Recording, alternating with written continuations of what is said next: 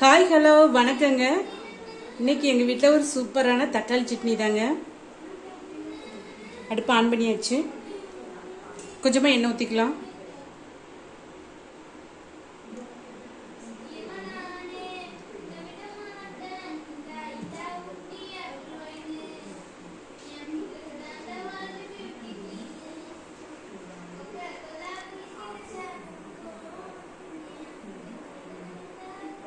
எண்ணெய் காஞ்சிருச்சு. சின்ன வெங்காயம் கட் பண்ணி வச்சிருக்கேன், போட்டுக்கலாம்.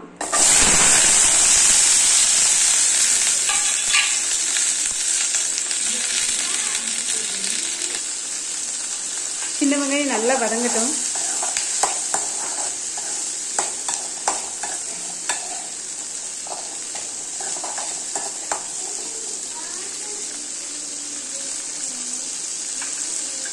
இது கூடவே ஒரு 6 பல்லு பூண்டு வச்சிருக்கேன், அதையும் போட்டுக்கலாம்.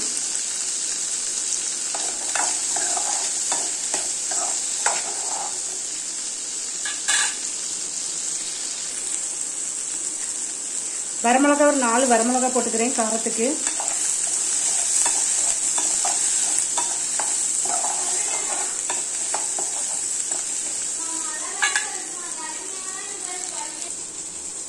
தக்காளி பழம் ஒரு 4 தக்காளி பழம் எடுத்து வச்சிருக்கேன், அதையும் கட் பண்ணிக்கலாம்.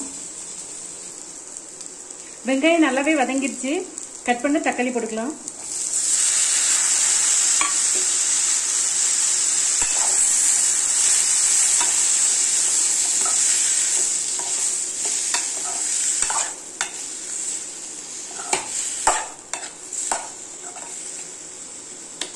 தக்காளி கொஞ்சம் நல்லா வதங்கட்டும். இது கூடவே கொஞ்சமா கருவேப்பிலை போட்டுக்கலாம். அப்புறமா கொஞ்சமா சின்ன ஜீரகம், அதுவும் கொஞ்சமா போட்டுக்கிறேன்.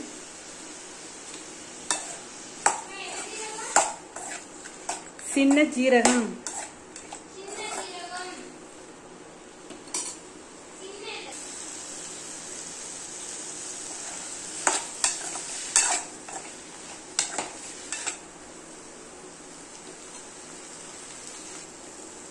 வெங்காயம் தக்காளி நல்லா வதங்கிருச்சு.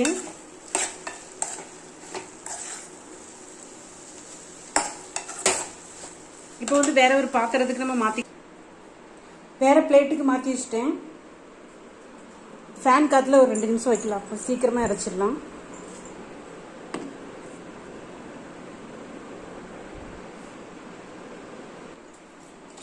மிக்சியில போட்டேங்க, அரைச்சிட்டு வந்துடலாம். அடுத்து தாளிச்சுக்கலாங்க. நான் கொஞ்சமா எண்ணெய் ஊத்திருக்கேன் தாளிக்கிறதுக்காக.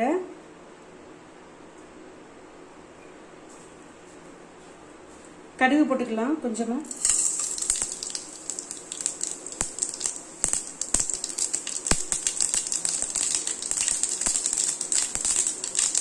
கொஞ்சமா கருவேப்பிலை போட்டுக்கலாம்.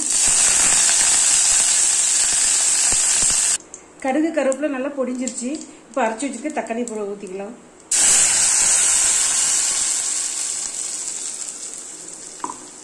கொஞ்சமா தண்ணி சேர்த்துக்கலாம், ரொம்ப கட்டியா இருக்குது.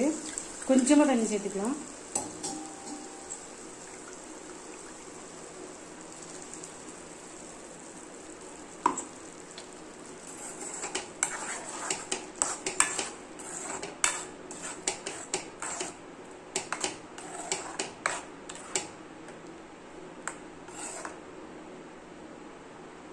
உப்பு போட்டுக்கலாம்.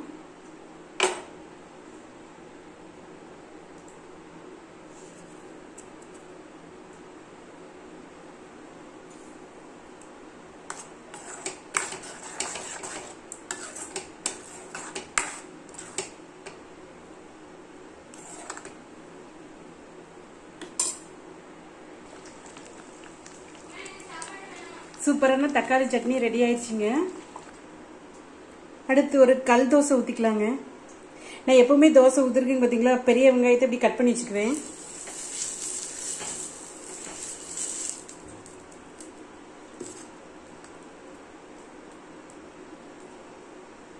ஊத்திக்கலாம்.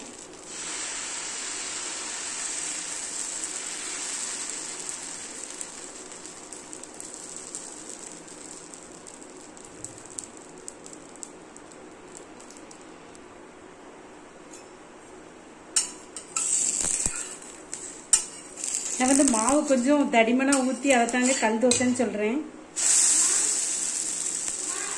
ஒய் எடுத்துக்கலாம்.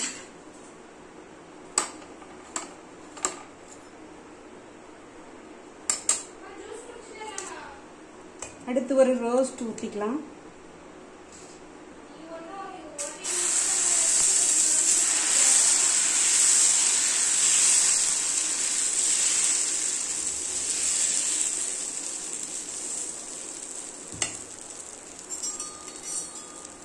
கொஞ்சமா எண்ணெய் ஊற்றிக்கலாம்.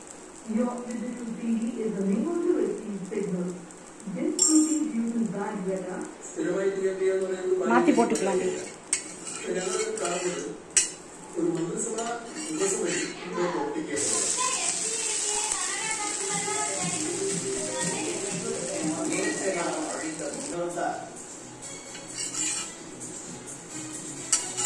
அவ்வளோதாங்க.